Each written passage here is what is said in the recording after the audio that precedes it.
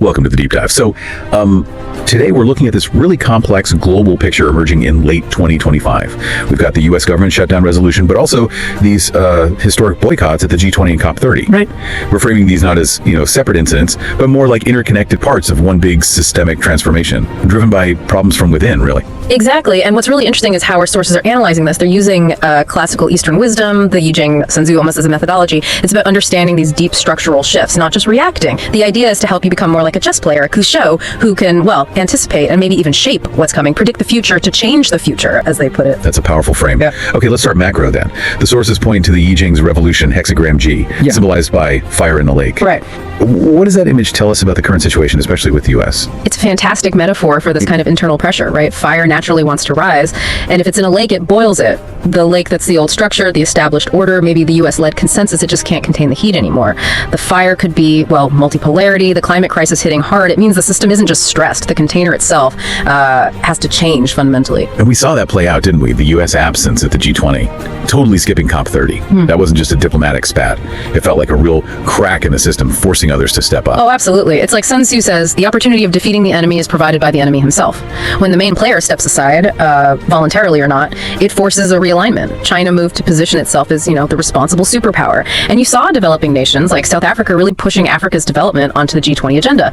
The vacuum actually, it liberated the forum in a way. So that political vacuum created a strategic opening. But you mentioned there's a physical transformation accelerating all this too. How do these two revolutions, the diplomatic and the geographic, link up? Well, the climate change genie is definitely out of the bottle. It's literally redrawing the map, changing global logistics, which brings us straight to the Arctic. Ah, okay. The Northern Sea Route, the NSR. That's becoming a practical reality now, isn't it? It really is. I mean, the big marker was China completing its first scheduled container service right through there. From East Asia to Northern Europe.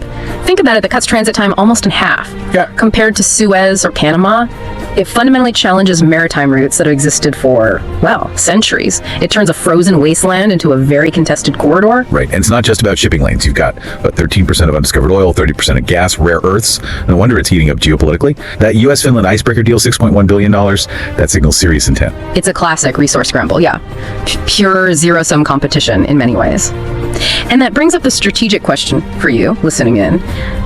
How do you actually play this? How do you tap into the opportunity without just getting bogged down in the direct, expensive fight for resources? Is there a shortcut, a Yi-Jing? Okay, so if direct competition is basically a messy brawl, I'm guessing the Yi-Jing's reverse thinking comes in here, Fan Yancy. What does that actually look like on the ground, maybe financially? It means you sidestep the main fight. You don't compete head-on for the oil or the minerals. Instead, you look at what becomes essential because of this new risky environment. You invest in the complements, the things needed to manage the increased risk. Okay, that what specifically? Well, think about services, things that support this new dangerous geography, maybe developing highly specialized Arctic insurance products, or technologies to counter the risks the sources mentioned. Physical and cyber attacks on this new infrastructure have quadrupled. But hang on, quadrupled risk. Who's going to actually underwrite that? Isn't that just trying to profit from chaos? Or is there a way to manage it? It's about becoming the indispensable risk manager. It's not just insuring, it's about deep analysis. This needs serious financial modeling, quantitative work, digging into the data to precisely define and price that risk.